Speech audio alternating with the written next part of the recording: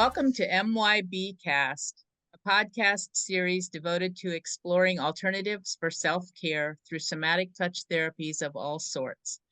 We are fascinated with the mind-body connection, and so are the people we talk with. Today, we're continuing our series, Portraits of the Pioneers. Portraits offers an in-depth look at those who have been actively involved in the exploration, development, and practice of somatic touch therapy since its early inception. I'm Anna Marie Bowers, and I'm here with my co-host, Richard Mack. Good morning, Richard. Good morning. Today, we're excited to host a conversation between two guests, Bill Scholl, who is speaking to us from Switzerland, and Jack Lisken, who is speaking to us from California. Welcome, Bill and Jack. And I'm going to turn it over to Richard. Well, first and foremost, thank you, everybody, for attending this.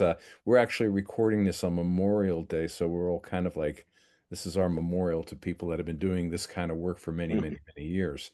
I'm going to start by simply saying this is something we haven't done yet, and we're exploring different things to bring our audiences information and insights that we feel are very important to this whole mind-body organization of being.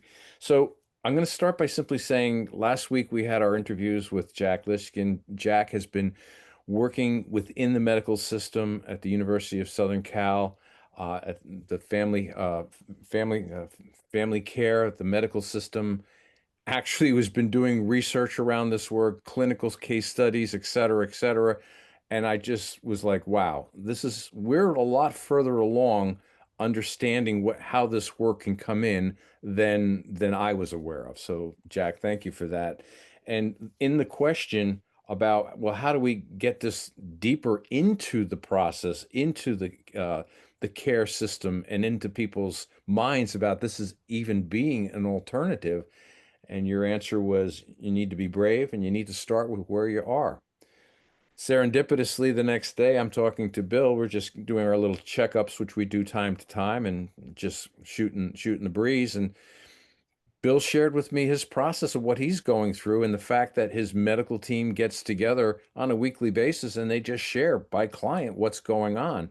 And then the light bulb went on, and I'm saying, wow, what is it like for you two guys who really have been fully you fully embrace the idea of the mind body and you understand the process of your own self-care? What is it like for you to be going through what you're currently going through? You're both have been diagnosed with stage 4 cancer, and you're going through the process of dealing with that. So, Jack, I want to start with you.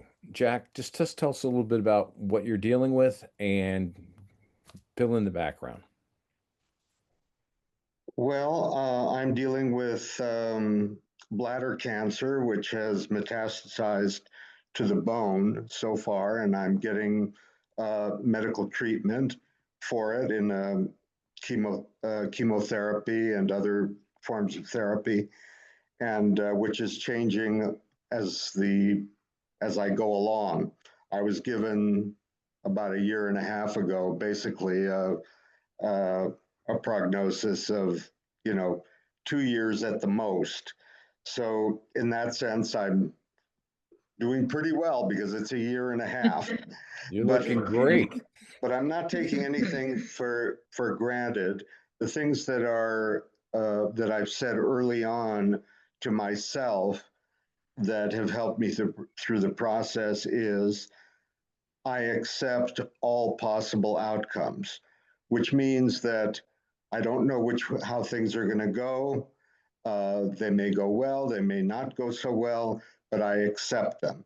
And that has allowed me to keep a certain degree of peace of mind, to not get over anxious, over worried, over thinking, and to keep me from nonstop concern about my condition, but to just sort of live my life as I can. And the odd thing about having such a prognosis, which is that the time the time function changes. The one thing that I said to myself was, I don't want to do anything with a sense of urgency or hurry. And of course, that was one of the elements of Traeger work that was important when I first learned it, and that came from Milton's way of doing things, not to feel rushed. And I've had a tendency in my life to be, pushed and urgent and hurried. And so the odd thing is that time, instead of feeling like it's growing short, on a moment-to-moment basis has actually kind of expanded. It brings to mind the old story of the character in the book Catch 22, who cultivated being bored because so that time would move more slowly. And so I'm kind of doing that in a way. It's like I'm growing comfortable with boredom, and so of course something always does come out of boredom. So it's not a bad thing in itself. But for me, it's helped me to have time expand. And so not being urgent, not being hurried, time expands. And so even with my death sentence in the background, I don't feel like I'm short on time. Wow. Thank you. Thank you. And Bill, how about you? Care to share your story a little bit? I could pretty easily just say what he said, Yeah. and that would kind of cover the whole thing. I, it's it's real interesting. I'm dealing with esophageal cancer stage 4. When they did the initial scans, it was in the liver and the lungs. It was pretty much out there in lymph nodes.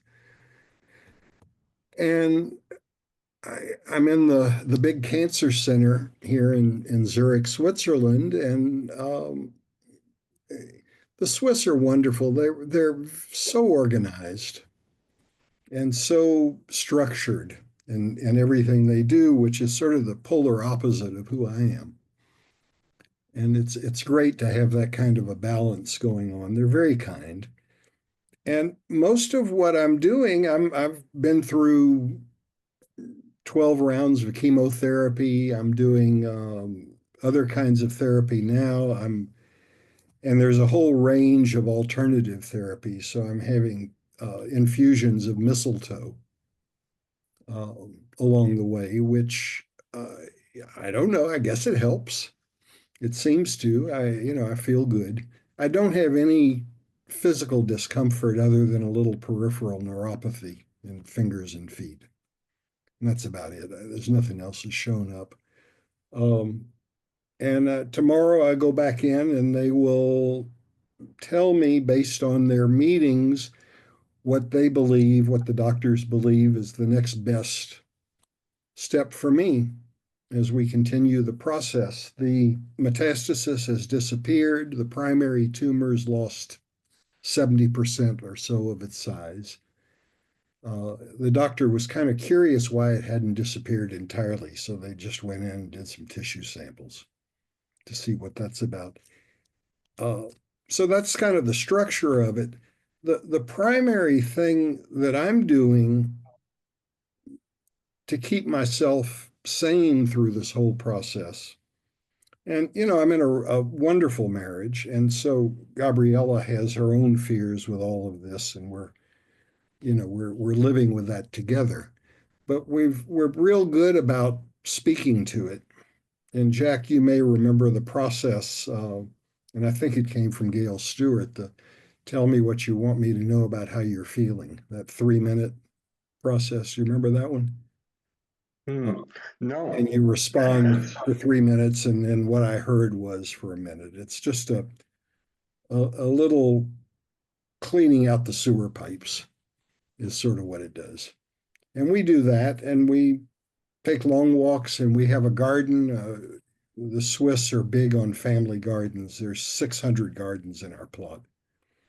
So I'm in the ground a lot, digging and planting, and we're every year we learn something new that we didn't know about gardening, and that's fun. Hmm.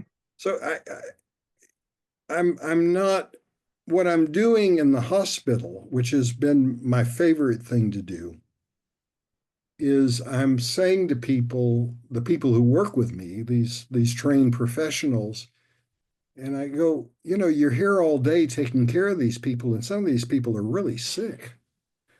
What do you do for fun? And I get all kinds of stories about that. I told you about the story about my nutritional counselor who's a professional flamenco dancer, and we talked about that. The last week I went in and I said to my nurse, "What do you do for fun?" She said, "I'm really busy. I have a 2-year-old and a 4-year-old at home. I don't have time to go play. I go home and play with them." So I said to her, "Well, okay, there's a little coffee stand across the hall. You can get coffee or tea. Go over there and bring me 2 spoons."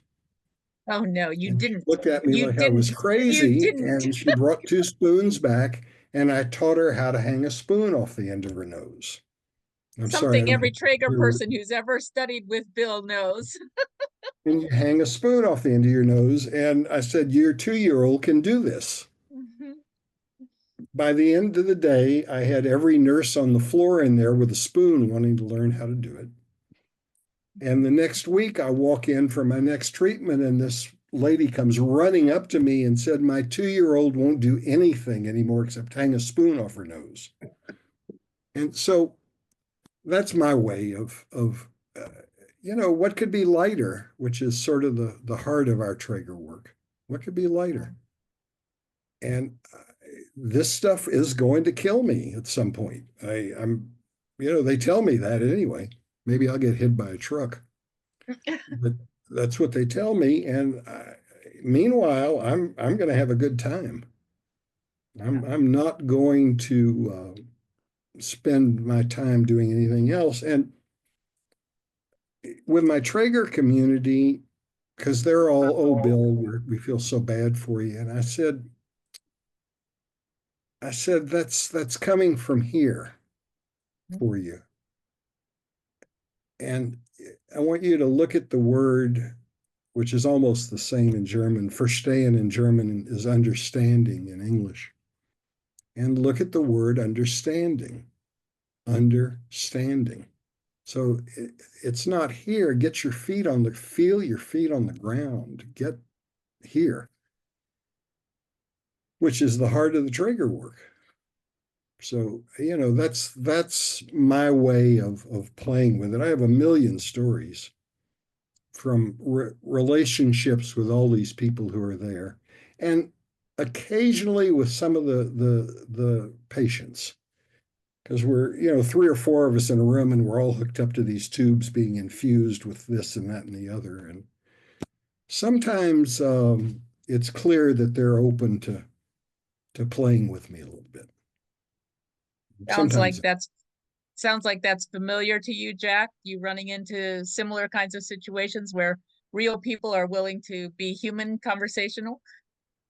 Yeah, I like to do that when I'm, excuse me, when I'm getting the chemotherapy. I like to play with the nurses that are administering it and seeing what's going on with them. And I like to have some fun with them and joke with them.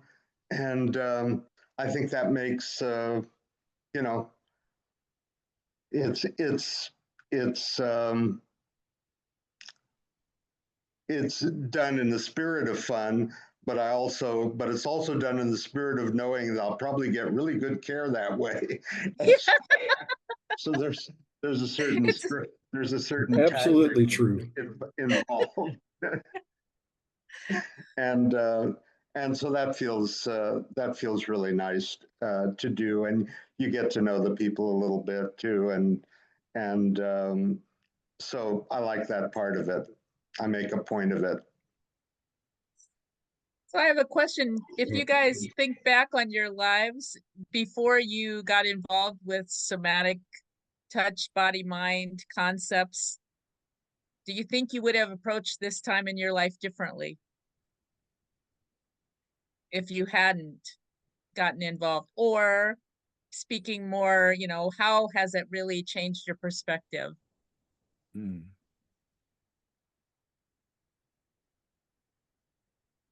Great Either one question. of you. Either one of you. Well, for me, the Traeger work is one of the elements of my life, but not all of them. And so, a catchphrase that I always go by is that it takes an entire life to learn how to live life. So, or to learn what you need to learn from life takes an entire life. And so the Traeger work got me to slow down enough to be in my body and to feel it. And then it gave me the great gift of helping other people through that work. So which was extremely gratifying to me. Since then, because it's been quite a long time, I went in another direction and got involved with the Huichol Indians of Mexico and did pilgrimages with them for many, many years and brought people along as well to do that. And so it all feeds in, even one of the people, one of the Huichols who I did many pilgrimages with and helped him to complete his shamanic apprenticeship, and who has done healing work with me, has said ultimately, and I think this was a very wise thing, he's done the healing work, but ultimately he says, it's up to the gods to decide, how long, if you're going to get better, how long you're going to be here. And so he's taken the work away from himself and said, it's the gods that will decide. And so that's a comfort in a way,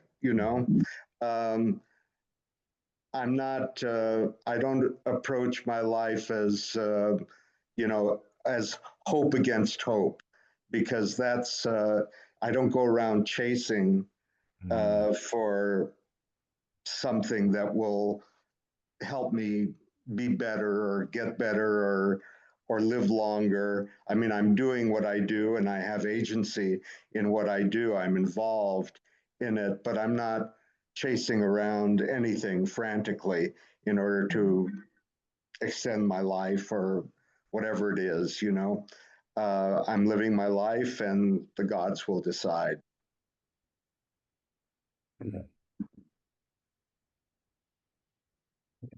I came to this Traeger work deeply depressed.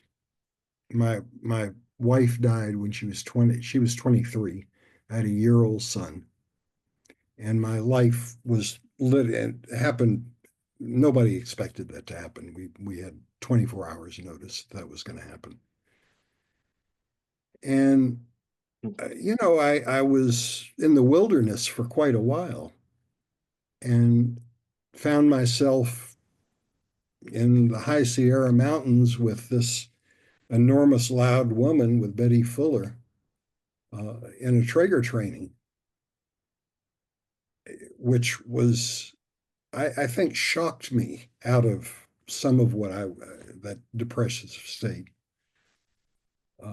which Betty was particularly good at. Mhm. And from there, it was just an interesting thing to do. And I never saw it as a profession in those early days. It was just something I liked. And I was running my farm. I had greenhouses. I had people working there. My first client was an electrician who was wiring the greenhouse. And he was holding his back when he got up off the floor from connecting some wires. I said, "What's going on?" And he said, "Oh, I've had back pain for years." And I said, "Well, when you finish up here, come down to the house. Maybe I can help you." And that was my first client. And he felt much better. He kept coming back, and he sent all of his blue collar buddies to me. And for me, the fun part of that was not one of them ever sent their wives to work from this guy. So I always thought that was great. You know, it came from that, but today, after all these years, I don't see a lot of clients, but the ones I do see, I know what's happening. I know what's happening.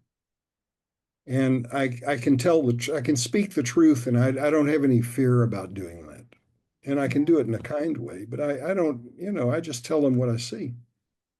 And often it's useful for the clients to do that. I like it when someone brings me something complicated to work with. I go, "Oh, good. Here, I'm going to learn something new." And that happens. So Yeah. I'm fascinated with that.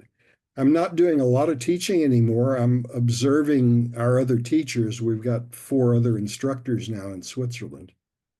So there are 5 of us working together as a team.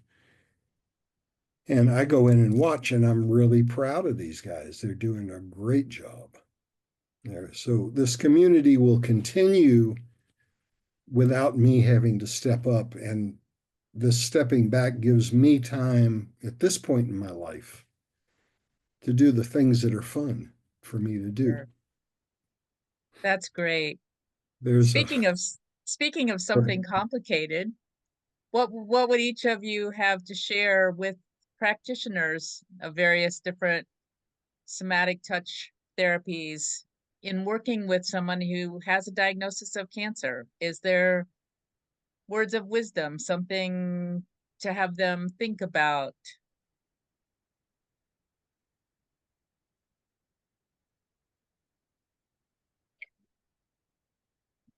I mean, Well, go go ahead, Bill. Jack.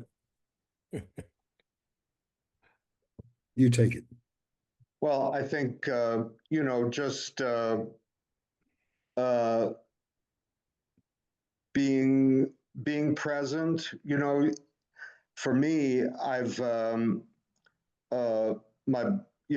much less active physically than I've been in the past, and so my body gets kind of tweaked and twisted in ways that I'm not used to. And so if someone's working on my body, just being there, just being a presence there is important apart from whatever physical work is being done. And that's a comfort. And not to try to do too much, I think. I remember in the early days when I was first becoming a practitioner in training, I went to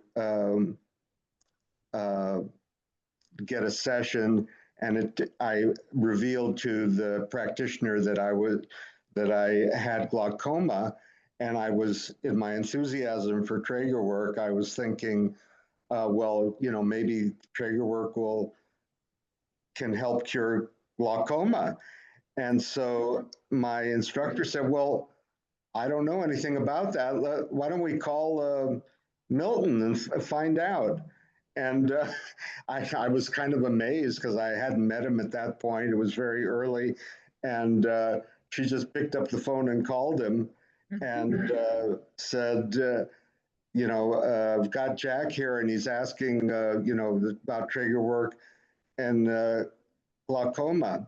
What should he do? And so Milton says, take the drops. Because you use eye drops for that. So he didn't have any illusions about what his work could do for glaucoma. He just said, take the drops. Yeah, yeah. So, cute. yeah. So don't try to necessarily cure the world. Be Yeah. there, do what you know how to do, and otherwise just do what's available, and what has been shown to be useful. Mhm. And for me, having a sense of what the client wants, how do you want to feel, is a starting point anyway. And I agree with everything Jack said. There are certain things that it's really a good idea to take the drops. The trigger's not going to resolve all those kinds of things. And I think we have to be aware as any kind of somatic practitioner what we are able to do and where we need to refer. Mhm. It comes. There are conditions that don't make much sense to work with. And I can very gently help people feel better. It may just be temporary based on whatever is going on with them. But a lot of what I do with our students, because they know what's going on with me, is just to speak openly about it. Mm. They often don't know what to say. Mhm. People don't know what to say when you've got somebody who's got something like what we've got going on. And it's fine to talk about it. Mm. Right. It's there's we all have our own fears, embarrassments, whatever those kinds of things are. And just, hey, it's real. This is what's going on. One We funny aspect of that is I've had over and over people they feel because of what I have going on that what they have going on is not worth talking about. It's like, gee, Yeah. how can I tell you about my little problems because you've got this, this death sentence hanging over you, and so and which I don't feel that way at all. It's like, yeah, tell me what's going on. I'm fine hearing about your problems too. they, Mm. they, they're important to you, Mm. even if they're not death sentences. Mm. Yeah. Mm. I'd like to share something. I've been doing some work with Catherine Hanson Spice, who introduced me really to the polyvagal theory, the autonomic nervous system, and the idea of the sympathetic versus the parasympathetic state of being. And I've had several people that I've had success moving them out of a cancer diagnosis, stage 2, stage 3. By simply bringing them into the parasympathetic state through relaxation and allowing their bodies to do the restoration and the healing work that it will do, given that fact. And I can only imagine when you're being diagnosed with something that could be terminal, cancer, the word cancer in itself puts you into a sympathetic state. You're shutting down your own body ability to do the healing that's necessary. So, any thoughts about that? I don't use much vocabulary. Yeah. Mhm. It's I don't know how people interpret that kind of thing. Yeah. Mm. And that's I know valid. how I could interpret it, but I don't know how they go with that. So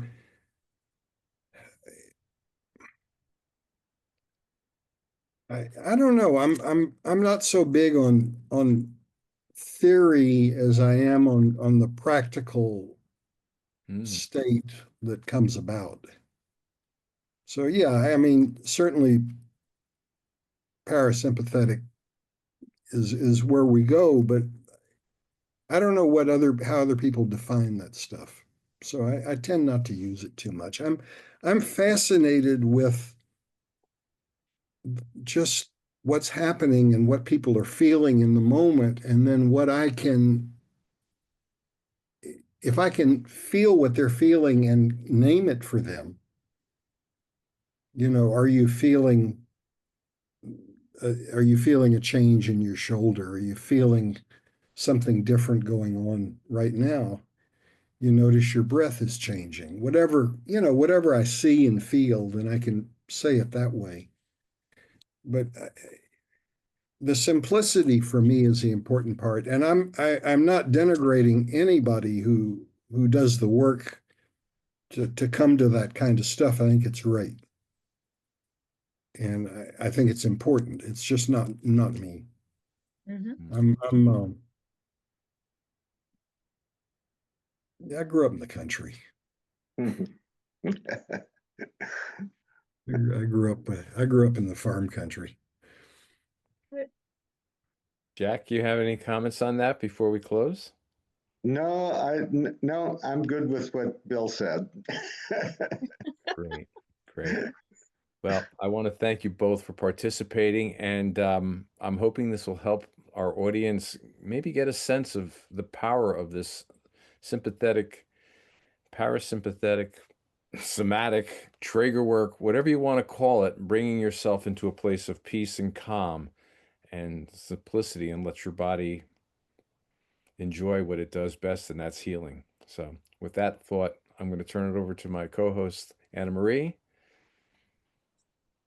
Thank you for joining us for this episode of Portraits of the Pioneers. We hope that these stories have inspired you.